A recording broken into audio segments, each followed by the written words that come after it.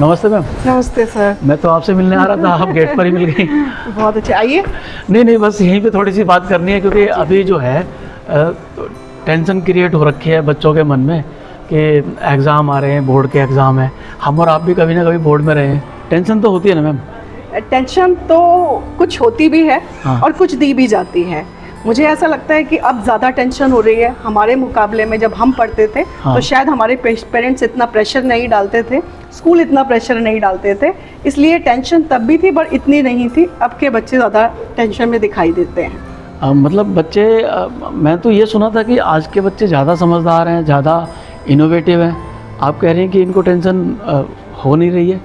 Actually बच्चे तो बच्चे ही होते हैं। हाँ। पहले भी ऐसे ही थे, आज भी ऐसे ही हैं, पर अब पेरेंट्स ज़्यादा समझदार हो गए हैं, स्कूल ज़्यादा समझदार हो गए हैं। उनका एक सोशल स्टेटस भी होता है। नो डाउट एग्ज़ाम्स सिंसियरली लेने चाहिए, प्रेशर भी होना चाहिए, मेहनत भी होनी चाहिए, पर कई बार ज़्यादा इनडायरेक्ट प्रेशर देने से, डर बनाने से, जो कि आजकल पेरेंट्स सोचते हैं या स्कूल सोचते हैं, टीचर्स सोचते हैं कि एक सोशल स्टेटस है, जितना अच्छा स्कूल का रिज़ल्ट होगा, जितना अच्छा बच्चे का रिज़ल्ट होगा, उतना पेरेंट के लिए भी एक कंपटीशन होता है वो बच्चों से ज़्यादा। तो उसकी वजह से अच्छा करने की बजाय बच्चे कई बार और ख़राब करते हैं। इसलिए पेरेंट्स के प्रेशर की वजह? हाँ जी, पेरेंट और स्कूल दोनों का ही अपना अपना तरीके का प्रेशर होता है। पहले आप अपने टाइम में देख लीजिए कि कभी कोई पेरेंट आपको हार्डली ये कहता सुनता मिलता होगा कि इतने नंबर नहीं आए तो सोसाइटी में हम क्या बताएंगे, या स्कूल भी कोई इतना ज़्यादा प्रेशर बच्चों के ऊपर नहीं डालते थे कि 99 लाना है कि 98 लाना है।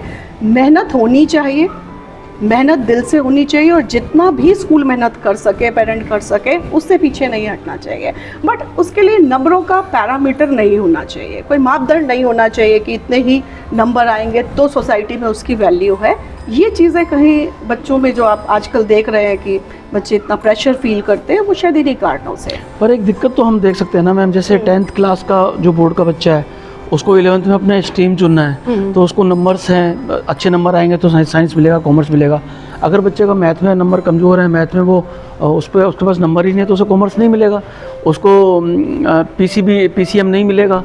तो इसका प्रेशर तो रहता ही है ना सर। मैंने अभी भी बोला कि पढ़ाई तो करनी ही चाहिए, मेहनत के लिए तो बच्चों को सिंसियर तो होना ही चाहिए, और पेरेंट और स्कूल दोनों की रिस्पॉन्सिबिलिटी है कि बच्चों को ज़्यादा से ज़्यादा मेहनत कराएं। लेकिन नंबर लेने के लिए या कल को जाकर साइंस लेने के लिए, मेडिकल नॉन मेडिकल लेने के लिए जो परसेंटेज चाहिए, अगर उसी को पैरामीटर बनाकर हम बच्चों से कहेंगे कि आपको इतना पढ़ना है कि अगर आपके इतने नंबर नहीं आए तो आपको एडमिशन नहीं मिलेगा, तो वो तरीका मुझे लगता है कि गलत है। आप बच्चे को बोलिए जितनी कैपेसिटी है उससे ज़्यादा आप मेहनत कीजिए, पूरी मेहनत कीजिए, उसके बाद रिजल्ट्स कहाँ चले जाएंगे।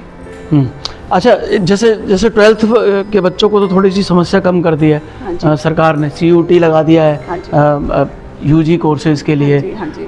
तो उसका तो एक लाभ है। मैं देख रहा हूँ कि आपके यहाँ पे स्कूल में बोर्ड पे बच्चों के फ़ोटो लगे हैं, और मुझे शायद आइडिया भी है कि शायद आपके सभी एक्टिव स्टूडेंट्स हैं। हाँ जी, हाँ। क्या इनका फ़र्क पड़ता है इनको देखकर?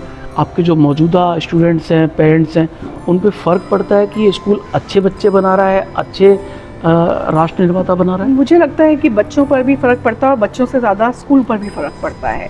जब इन बच्चों की शक्लें हम बार बार देखते हैं तो एक कॉन्फिडेंस हमें भी आता है और बच्चों को भी आता है कि यस, हम मेहनत की हमने। या इन बच्चों की भी बात करूं तो इन्होंने भी सब ये अलग अलग फील्ड के बच्चे हैं। ज़रूरी नहीं है कि इसमें से जितने बच्चों की आप शक्ल देख रहे हैं वो सारे 99% या 98% वाले। ये भी कहीं एक बहुत अच्छा उदाहरण है कि 60% वाला बच्चा भी कामयाब हो सकता है, 80 वाला भी हो सकता है। आप परसेंटेज को क्राइटेरिया नहीं बनाएं, सिर्फ मेहनत को क्राइटेरिया बनाएं। और ये वो बच्चे हैं जिन्होंने मेहनत को क्राइटेरिया बनाया, अपनी जी जान से, चाहे स्पोर्ट्स में थे, चाहे म्यूज़िक में थे, चाहे किसी और फील्ड में थे, जिन्होंने मेहनत की, ये सोचकर नहीं कि इतने नंबर लाने हैं। डेस्टिनेशन सोचते ही रहेंगे दिमाग में तो वो डर एक तो मेहनत करने, हमारी कैपेबिलिटी को, हमारे सामर्थ्य को कम करता है, हमारी मेहनत को कम करता है।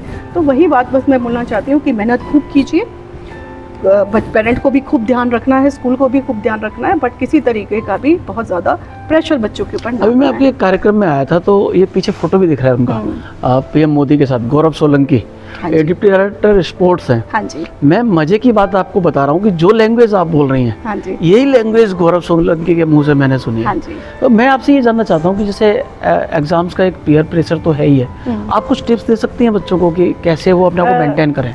बिल्कुल शकुन जी, 2 बातें मैं सभी बच्चों को बोलना चाहूँगी, और वो खाली 10वीं और 12वीं के बोर्ड एग्ज़ाम्स के लिए नहीं, आप किसी भी, क्योंकि उसके बाद 12th के बच्चों को अदर कॉम्पिटिटिव एग्ज़ाम्स भी फेस करने हैं। आप जिस भी कंपटीशन में या जिस भी एग्ज़ाम, चाहे वो आपका स्कूल एग्ज़ाम हो, बोर्ड एग्ज़ाम हो या कोई कॉम्पिटिटिव एग्ज़ाम हो, आप अगर किसी भी पेपर की तैयारी कर रहे हैं तो 2P का ध्यान रखिए। पहला भी प्रिपरेशन और दूसरा प्रेजेंटेशन।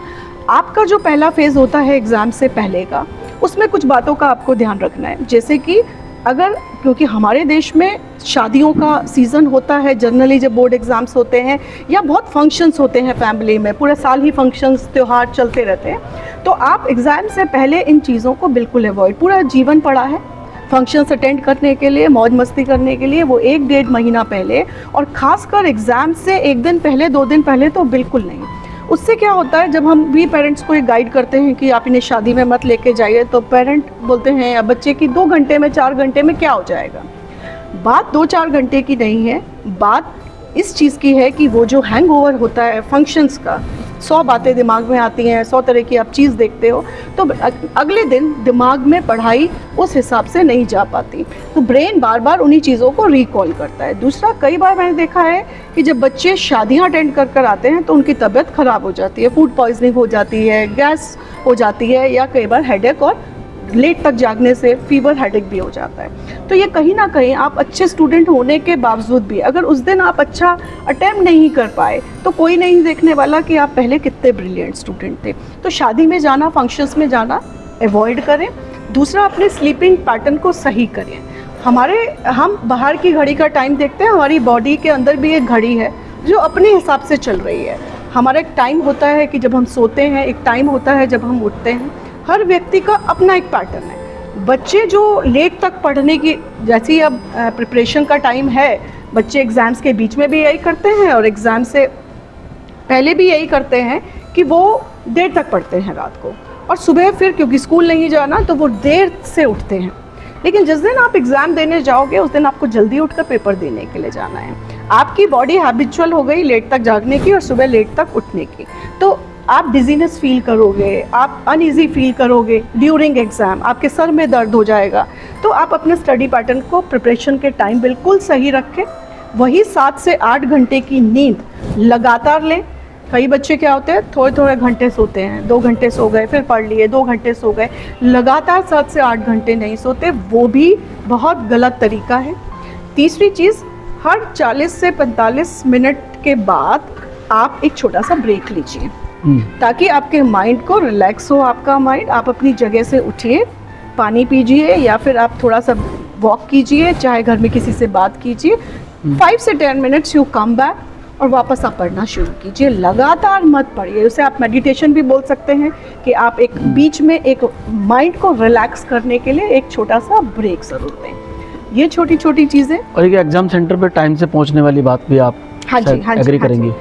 ये भी बहुत बार और हर बार ही हम एग्ज़ाम, क्योंकि मैं एक एग्ज़ाम सेंटर भी चला रही हूँ, कि बच्चे बिल्कुल टाइम पर घर से निकलते हैं। और ये बोर्ड एग्ज़ाम में भी मैंने देखा, और इवन बड़े बड़े एग्ज़ाम्स हमने अपने स्कूल में कंडक्ट कराए हैं, यूपीएससी का और भी अदर गवर्नमेंट एग्ज़ाम्स, बच्चे बिल्कुल टाइम मार्जिन लेकर ही नहीं चलते। अब क्या होता है कि आप घर से निकले, आप जाम में फंस गए या आपको निकलने में, तो वो एक पैनिक हो जाता है। अब पैनिक, बच्चा भाग कर आ रहा है, डर रहा है कि स्कूल में एंट्री मिलेगी कि नहीं मिलेगी, और कई बार लेट होने पर नहीं भी मिलती या डांट खानी पड़ती है। तो उससे जो एक लिखने का रिदम होता है या माइंड में जो वो पैनिक आ जाता है, उससे भी आपकी एफिशिएंसी जो है डिप्लीट होती है।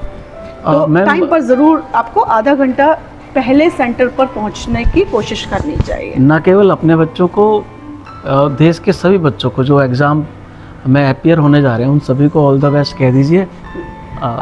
सभी बच्चों को मैं ज़रूर बोलना चाहूँगी कि आप सब ने पूरे साल मेहनत की है, आप बिल्कुल ना डरें, आप अपनी मेहनत पर विश्वास रखें। किसी चीज़ को हम 10 बार अगर दोहरा लेते हैं तो वो पक्की हो जाती है। आप तो पूरा साल पढ़ते हैं, तो बिल्कुल घबराने की ज़रूरत नहीं है। सीबीएसई स्कूल से ज़्यादा अच्छे पेपर सेट करती है, ज़्यादा आसान पेपर सेट करती है, ताकि हर लेवल का बच्चा जो है वो अच्छे नंबर लेकर पास हो सके। और जो टीचर आपके पेपर चेक करते हैं वो बेशक दूसरे स्कूल के हों, लेकिन वो भी इस चीज़ का पूरा ध्यान रखते हैं कि आपको स्टेप टू स्टेप मार्किंग हो और आप अच्छे नंबर लेकर पास हो। तो घबराने की ज़रूरत नहीं है, डरने की ज़रूरत नहीं है। मैं आपको एश्योर कर सकती हूँ, पूरे दृढ़ संकल्प से कह सकती हूँ कि आप अच्छे नंबर लेकर पास होंगे। और आपके साथ मेरी पूरी शुभकामनाएं हैं कि आप बहुत अच्छे नंबर लेकर पास हों। आप सुन रहे हैं सेक्टर 56 स्थित बंसी विद्या निकेतन की प्रिंसिपल अंजू ढागर जी को। उन्होंने आपको एश्योरिटी दे दी है, टिप्स दे दिए हैं, और आपका वो जो पीयर प्रेशर है उसको निकालने की कोशिश की है। मैंने आपके लिए यहाँ तक की यात्रा की है, जिसके बदले में मैं अब इनके साथ ग्रीन टी पीने वाला हूँ। तो मैं अपने काम पे जा रहा हूँ। आपको कैसी लगी प्रस्तुति ज़रूर बताइएगा, और काम की बात आए तो अपने दोस्तों को भी भेजना।